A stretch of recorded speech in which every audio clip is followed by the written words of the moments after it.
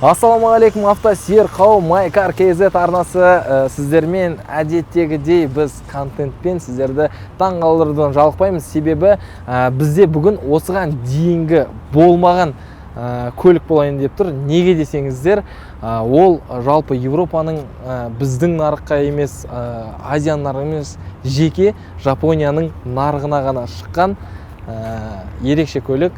Оң жақ рульді Toyota Crown Majesta, және де оның егесі Zamani. Отсыңыра.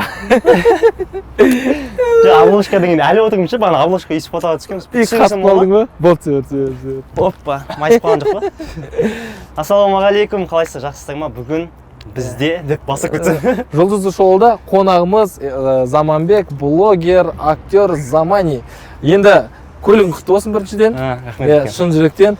Бұл көлік маған ұнайтын көлік, білесің, осыған дейін менде де оң жақта, бірақ Lexus болды. Мынау соның ағайыны Toyota. Бүгін бізге шоу жасап бересің толыққанда. Болды. Дайынсың ба? Дайынмын. Ендеше кеттік.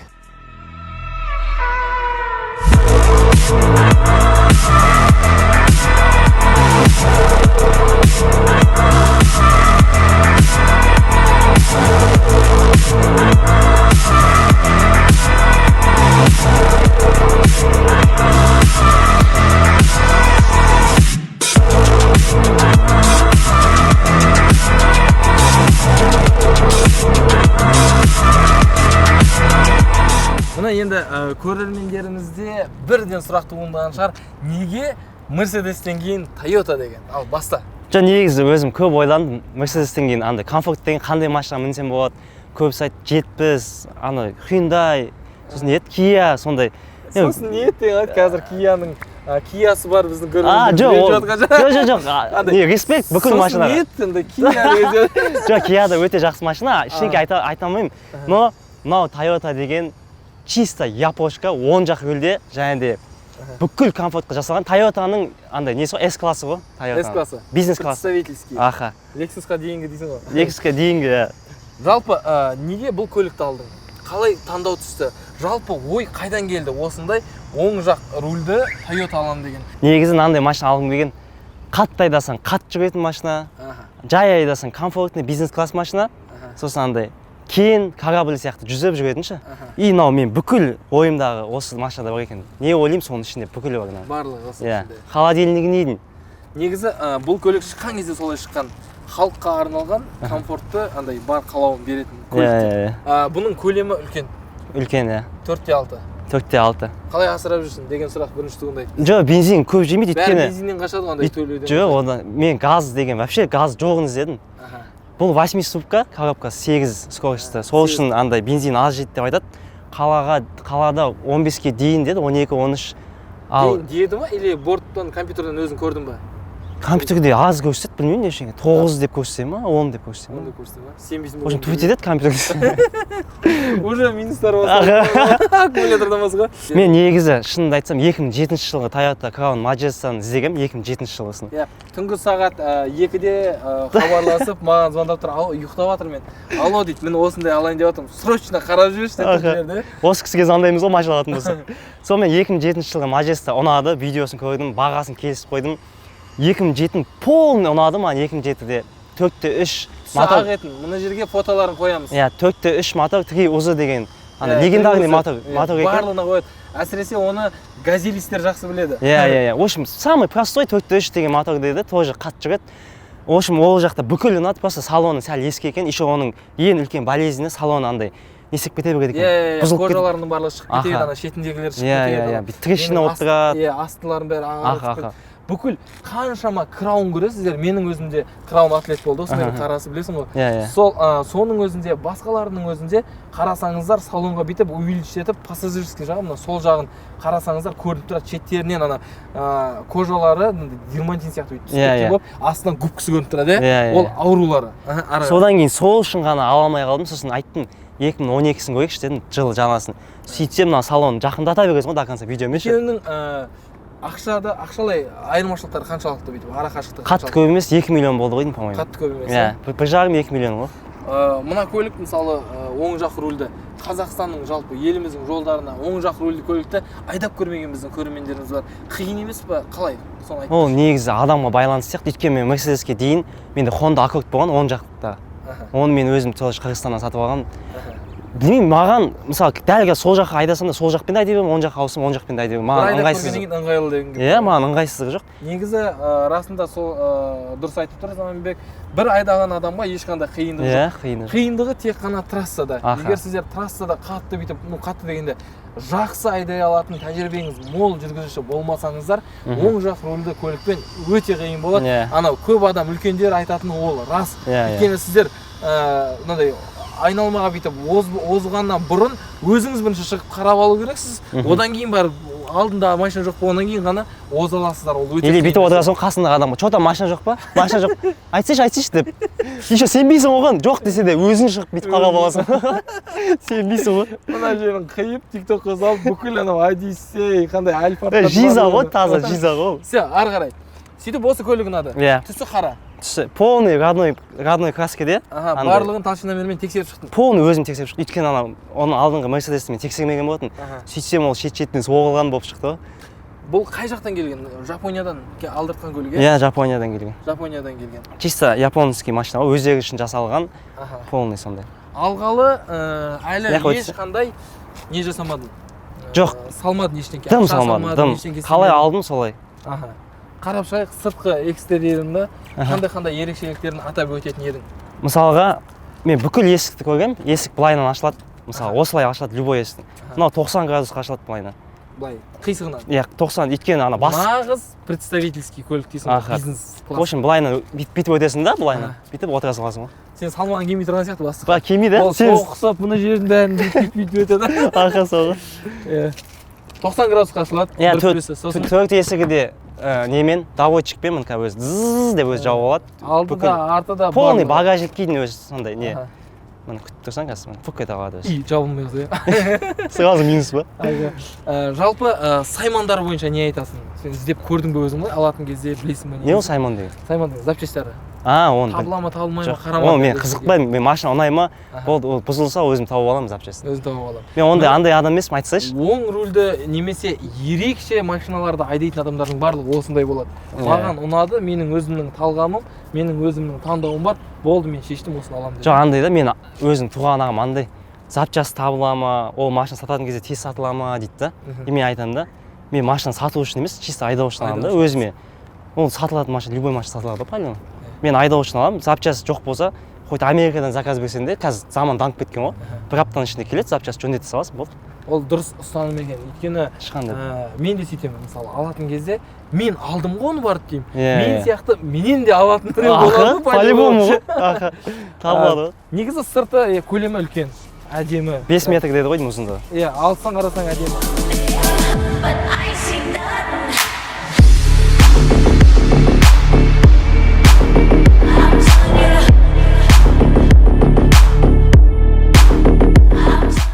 Бұл жақта бесключевой доступтың қазақшасы қалай болады? Кілтсіз, сымсыз? Білмедім, кілтсіз доступ қалай? Қажеттілік па? Кілтсіз. Білетін болсаңыздар, осында пікірге, бесключевой доступтың қазақшасы Google-ға жазу жоқ, тек өзің миыңда білетін болсаң жаз. Егер Google-дан қарап бүйтіп ақылсымақ болудың қажеті жоқ, біз қазақ тілінің дамуына өз үлесімізді қосқымыз келеді. Жақсы, бесключевой доступ. Былайынан жақындасын. Кілт қалтамда тұр. Свет жанады өзі. Кілт қалтамда алған жоқпын. Сосын бүйтсем өзі ашылады машина.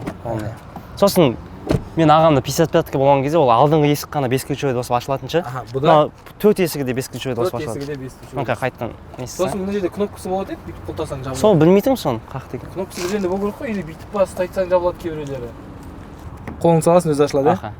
Жалпы осындай комфортқа бағытталған бизнес классының көліктері қазір нарықты толтырып жатыр. Әсіресе Қазақстанға Hyundai компаниясының бизнес сегментіндегі Genesis көліктері келіп жатыр. Біздің Майкарға жап-жаңа, сіздер салоннан Genesis'тарды барып сатып ала аласыздар. Бірінші тест-драйвқа міндетті түрде жазылып, көлікті көріңіздер, сіздерге ұнайды деген ойдамыз. Алматы қаласында және де біздің астанамыз Нұр-Сұлтан қаласында Genesis'тар бар. Майкарға келіңіздер, көріңіздер, ұнаса алыңыздар. 20-да 80 бағдарламасымен еш заман надан кейін тағы көлік іздесең 20% қазір төлеп 80% бір жылдан кейін ешқандай несіз қарызға алып бір жылдан кейін жауып тастасаң болады. Кайф. Немесе бір жыл айдап сатып жіберіп ақшасын жауып тастасаң да болады.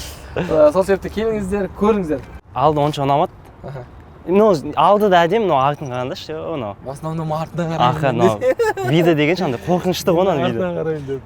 Жүк салғышын көрсетейік, иә? Все, қазір кнопканы басып салайын.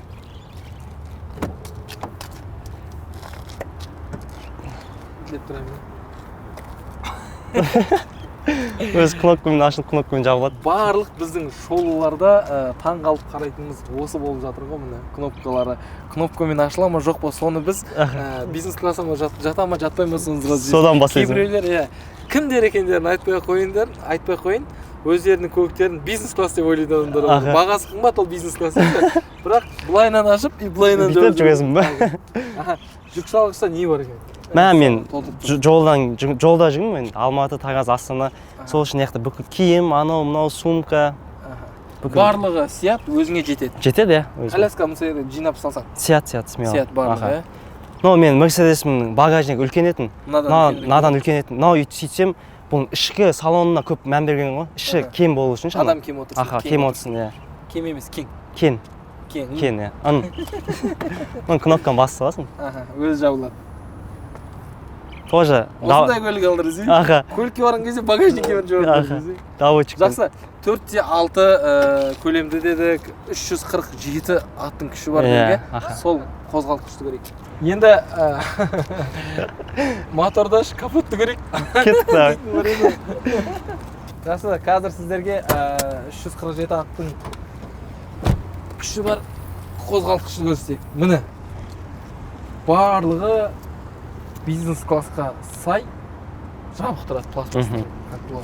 Бүкіл заклепкалар орнында ма? Деп андай ревизор тексеріп жүрсеңші. Машина сатып алады адам. Міне. Негізі осыны әдейісек қойған баса дейсің. Міне. Қақпан ба не дешін? Тағы бір несі ма? Жоқ, мынаны ауыстыра салу қиын емес. Бұл бір қыстан кейін негізі бұлардың несі болып саналады андай. Қалай айтсам болады? Болячка дейді ғой. Иә, жарақаттары бұлардың. Минусқа жатпайды, иә? Жатпайды. Бір қыс өткеннен кейін бұлардың барлығы сондай. Менде де лексусте сондай. Жақсы болды онда. Минусқа жатпаса болды. Ауыстырып алсаң болды, главное. Расходник секілді, уақытында ауыстырып отырсаң болды ғой.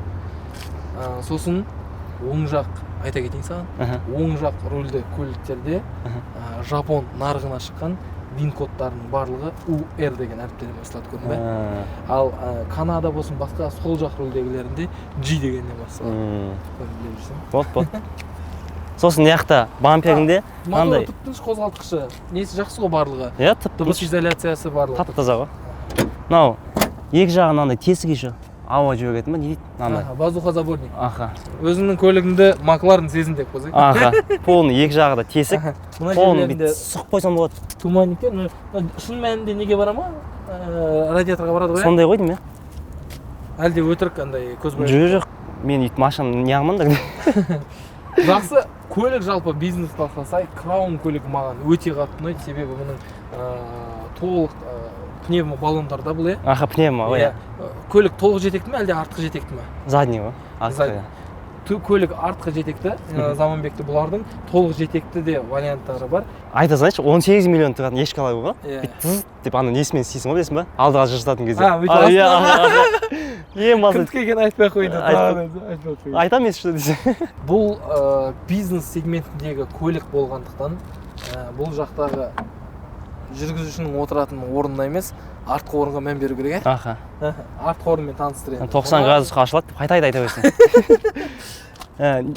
Жүрсек отыра береді, сөйтіп маған таныстырсай, мен бүйтіп қарап қаламын. Бисмилля. Ең басы мынандай стайтыны бар. Сосын атпаш айта кетейінші, 16 колонка бар машина ішінде. Бүкіл адам, мысалы алдында отырған адам екі құлағына екі колонка, үстінде колонка, және де көп машиналардың артында кондер шықпайды онандай жағынан. Тек на жағынан шығады. Мен екі кондер на жақтан да шығады. Жоғары жақтан. Патологынан, иә. Өте жақсы екен. Сосын ыңғайсыз емес па, бүйтіп құлағының түбіне иығынан дауыс шығып тұрған? Жоқ, бұл андай шығып тұрған сезбейсің вообще на жақтан шығып тұрған. Бірақ андай қалай айтсам болады?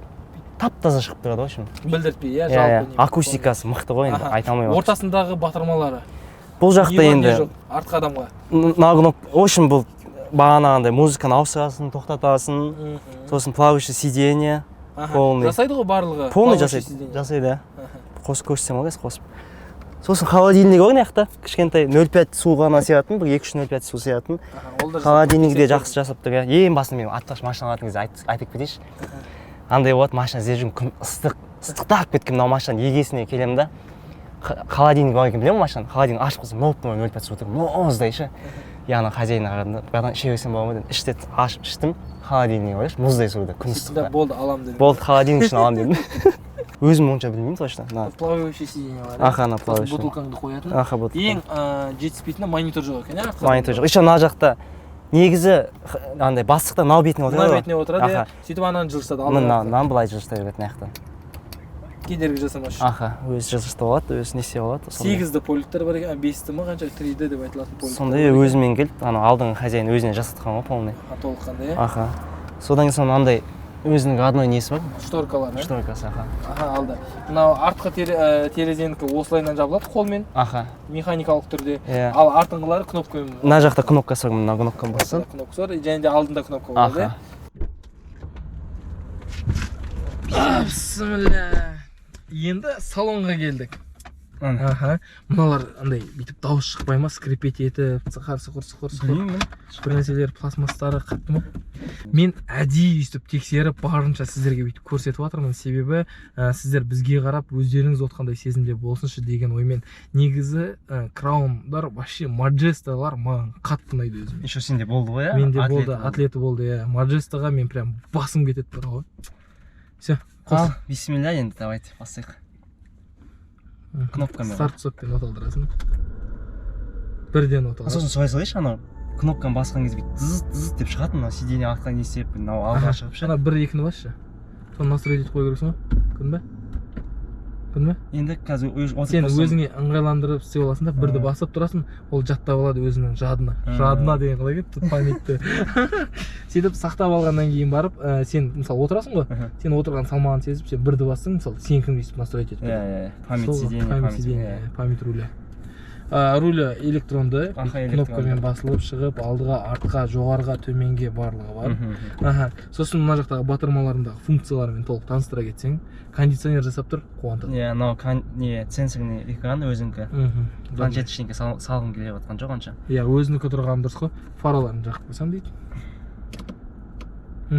Мен саймандар панелін көріп тұрмын, ешқандай не жоқ. Чек жанып тұрған жоқ, ешқандай ошибка жоқ, қателік жоқ. Ошибканың қалшасы қателік көрдің бе? Сен ошибся, сен қателестің деген сияқты. Қателігі жоқ мұның, ешқандай. Қателігі жоқ, иә. Өзің компьютердің диагностикаға жасаттың ба, негізі көрдің ба? Иә, полный тексерттім. Чекті мүмкін өшіріп тастаған. Егер өшіріп тастаған болса қалай тексересің білесің бе? Өшіресің бе, қоспай, тормозды баспай, зажиганияны басасың, сол кезде барлығы жану керек. Не жанат көлікте, соның барлығы. Соны кейбіреулер мына жақтан алып тастаған болса, зажиганияны басқан кезде ана чек жанбайды вообще. Түсіндің бе? Оталдырған кезде сен өшіп қалғанға ойлайсың, өшіп тұр екен деп, жоқ қылып тастаған, соны сөйтіп тексересің. Негізі осындай старт стопы бар көлік иелері болса, жалпы бірінші зажиганияны қосқан дұрыс. Өйткені зажиганияны қосқан кезде анау бензин тартады ғой, оталдырайын деп жатыр екен деп ойлайды да, миына неге. Сосын сен бензонасосты ештеңені қинамай оталдырасың. Уже дайындап қойып кішкене түптейді қалған. Анау коробкасын өшіретін кезде бірінші нейтралкаға қойып, сосын өшіріп, неге қойып, пыға қой деген бар ғой. Айтады мен, ана тым білмейді екен. Оны өз машинасын вообще білмейді. Мен шынымен андай кнопкамен оталатын машинаны бірінші рет алыптым өмірімде. Аллаға шүкір, оған дейін кәдімгі кілтпен оталдыратын машина. Негізі кілтпен жүрген кезінде прям қатты қалайсың иә сондайды. Мен өзім қатты қалғанмын, кнопка болса. Сосын андай ой кетеді менде. Білмеймін қандай көлік екен, Tiguan болды ма, Kia Rio ешқайсында болған жоқ, мынандай старт стопшы. Сосын ана аксессуарлар сататын бар ғой, дворникке бір нәрсе алатын кезде ше, сол жерде ана кнопкалар тұрады ғой. Қойып алайын ба деген ой кетеді. Бірақ өзің кәдімгі зауыттан сондай кнопкамен болса екен деп армандайсың иә. Қаншамасы бар шығар сөйтіп жүргендердің қазір. Ой, мен деген андай бағана бесключевый досты ашылатын бағана андай память сиденье, память соны бүкілін армандайтын мұны андайлады, шын андай кнопканы. Болса екен деп. Ешканы алған кезде, Mercedes ешканы алған кезде соны ұмытып кеткен ғой мен. Круизін қолданасың ба, қолданбайсың ба? Жолда ма, трассада? Мен қолданбаппын шынымды айтсам. Негізі ешкі айдап жүрген кезде, Mercedes айдайтын кезде қолданатын ба? Басасың да, жүк төбеге астыға. Қолданбаппын. Шетінен бүйтіп басасың да, и төбеге астыға ғой. Спорт, мына жақта міне қараңыздар, режимдары бар, неше түрлі. Спорт режим бар, қарапайым режим бар, эконом режим бар. Қыстық. Сноу, қыстық. қыстық режимде сәл көтеріліп тұрады. Спортқа қойсаңыздар қандай өзгерістер болады көбісі? Спортқа басқан кезде мынау кішкене қатаяды, өлшен жеп-жеңіл болмайды кішкене. Неден қатаятынын білесің бе? Неден? Мынау алдыңғы артыңғы рычагтары бар ғой, солардың барлығы спортқа бейімделіп бүйтіп қысылады кішкене. И қысылған кезде бұл сен қатты келе жатқан кезде поворттар риски болуы мүмкін ғой. Сол кезде машинаның сол кәдімгідей білімді спортқа қойғаннан кейін мынау уже кәдімгі сәл қатаяды да. И газ бассаң жылдамырақ алады, не. И сосын анау тахометрі 7000-ға дейін бара береді. Сөйтіп ауысады.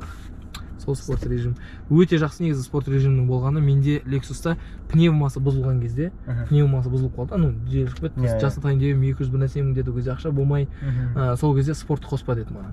Өйткені сен спортты қоссаң, сенікі жиналады ғой деді. Сол кезде пневма қиналады деді. Жоқ қол істемей тұр ғой. И басқа саймандары пневмаға жалғанып тұрған, басқаның бәрі солар қиналады деді. Сол үшін спорт ештеңе қоспай, қалай айдап жүрсің, солай айдап жүр деді ғой, короче. Если пневма жөндеп жақсы істеп тұрса, ол сүй береді. Пневманың үстінде фишкалары болады, екі фишкасы, датчиктері. Сол датчиктері жауап береді осы спортқа неге, короче, пневманы бәрін регулировать етеді, ыңғайландырып. Түсіндің ғой, өзіңе ұнады. Оң жақтан қиналмайсың. Жоқ, қиналмаймын. Мен болды ғой менде бұндай машина. Оң жақтікі. Honda Accord деген болды. Сол үшін біздің көрермендерімізге кеңес бересің бе, бермейсің бе, соны айтшы. Жоқ, енді оң жақтікі айдай алатын болсаңыз, конечно, кеңес беремін мынау деген. Мен Аллаға шүкір мынандай машина аламын деп ойламаппын. Мен негізі ең басына оқырмандарым біледі, гольф айдайтынмын мен. Гольф ше, кәдімгі 92-ші ма, 93-ші жылы. Қайсың? Двойкасын, тройкасын? Тройкасын ғой. Сол кезде айтатын, мен мынау машинадан басқа машина алмаймын дейтін ғой. Мынау гольф мен үшін потолок, мен болды осы машинаны до конца айдайын деп айтатын. И сөйтіп қанша машина алдым, соның бәрін де айттың. Мысалы мен қазір отырған кезде ойлап тұрмын, мен Алла қаласа байып кетсем де мынау машина сатпай, екінші, үшінші машина қойып қоямын деп. Шынымен. Мен де Линкольнді сөйткем, сөйтіп отыр екен. Енді қатты ұнады ғой өзіңе, Қатты ұнады, мен сатпаймын. Негізінен оң жақ рөлдің барлығы бізге Қазақстанға шетелден алып келген болады. Түрлі-түрлі учетта, түрлі-түрлі тіркеуде, Сен көзқарасың қандай ондайға? Мысалы біздің көрермендеріміздің арасында бар шығар, Ресейдің көліктерін алып жатқан, немесе басқа елдердің көліктерін, Қырғызстанның көліктерін алып жатқан, оған көзқарасың қандай? Енді біз отбасымызбен уже сондай айдап кеттік қой негізі. Біз басынан бастап Бишкектен алып келеміз. Өйткені Қазақстаннан бағасы арзан, қол жетімді. Мысалы, көптеген адамдардың қол жете бермейді ондай қазақтың машинасына ше. Кішкене арзанырақ, сосын состояниясы, утилді бәрі түрленгенді қол жете бермейді. Сол состояниясы жақсы. Япониядан келеді ғой, свежий вообще. Содан кейін сол жақтан аламыз. Жақсы, Сол үшін енді ақшан жетіп тұрса, қазақ машина алғанға жетсін салоннан. Егер мынандай машиналар салонда сатылатын болса, бірақ краун, қара, осы жерде сұрақ, краундар сол жақ рульді болып шыға ма, шықпай ма? Шықпайтын сияқты. Өйткені Япония чисто өзі үшін жасайды ғой. Дын-дын-дын-дын, сіз миллионнан айырылдыңыз. Қойшы, ғаманы. Қойшы. Бұл сіздер таңғалатын шығарсыздар, қазір естісеңіздер, ешқай жақ рұқсатын ала алмай Toyotадан шығаруға сол жақ рульде, Европа болсын, басқасы болсын, Қытайдың нарығына Toyota Crown'ның сол жақ рөлі шығады. Бірақ Қытайда заңдары бар. Қытайдың көліктерін шетелге алып шығу өте қиын. Ол жақта жүрген. Егер сен Datsun бет қандай JAG, бір нәрсе көп қой, Exit-тарды, Haval мысалы айдайтын болып, Новыйдан осы жаққа келіп дистрибьюторларынан алатын болсаңыздар, мейлі. Ал Crown бұл Жапонияның Жапонияның көлігі мына жақта дистрибьюторлар сатып отыр ғой. Сол үшін бұл жақтан шетелдің нарығына шықпайды. Бізге алып келе алмайсың. Бірақ сол жақ рульді мен нені кездестіргем, Краунды Қазақстанда. Ауыстырып алған ба? Бірақ ол перекидіш. Ол ауыстырып алған. Қате ол. Бірақ ауыстырып алған мүлдем кеңес бермейді айдауға. Ол өте қате, өйткені мынаның астында, торпеданың астында рулевая рейкадан басқа ештеңке жоқ. Мысалы, оны білмейсіздер сіздер, қорғаушы жастықтары, подушка безопасности. Қалай? Күшті қазақшасы бүгін жаттап алған екен, қорғаушы жастықтары және подушка безопасности бар ма, жоқ па, оның барлығын білмейсіздер. Оның астын барлығын ашып сіздер көре бермейсіздер. Мынаның астында неше түрлі вибрация, шумоизоляция, дымы болмайды. Әшейін құр мына пластмасс, оның астына рулевая рейка темір тұрады, бітті. Онда қандай қорғаныш ондай жерде? Сол үшін ешқашан оң жақтан сол жаққа ауысқан көліктерді алмаңыздар. Өзім жеке кеңесім мындай. Көлікті біз бағана жүріп көрдік, аспасы өте керемет, барлығы жасап тұр, жағдайы өте керемет екен. Сол үшін замы тағы да құтты болсын. Менен Құдай қаласа полировка деп қоясың. Бағанағы автоэстетика деп қоясың ба? Енді алла қаласа бүкіл оқырмандарымызға осы Иә, бұйырсын. бұйырсын 10 есе 20 есе мықтысын. Сосын біздің шығарылымдар, білесіздер, бұл кәсіби шолу емес, бұл профессионалды мен жасап жатқан шолу емес. Бұл біздің айдарда қонақтарымыз Заманбек сияқты осындай блогер, актер, танымал адамдардың көліктері, өздерінің көліктерінің, өздерінің көзқарастарымен баяндап беретін, сипаттап беретін айдар бұл. Түсіндіңіздер ғой, сол себепті сөгіп Заманиға дым білмейді екенсің деп мен соны дым білмейді екен деп айтпай қойыңыздаршы. Өйткені енді алып отырмын, енді танысып отырмын машинамен. Ол бар білгенмен айтып беріп жатыр. Мерсін түсіріп үлгермедік. Міне, жап жаңалған Toyotасын түсірдік. Сол үшін міндетті түрде арнаға жазылып, MyCar.kz сіздер үшін неше түрлі контент жасай береміз. Заманға рахмет, Құдай қаласа. Нұрсұлтан қаласына барған кезде осы көлікпен жүріп, басқа көліктерге шолу жасаймыз деген үміттеміз. Күтіп аламын өзім самолеттен. Смело. Давайте, аман болыңыздар, бар болыңыздар.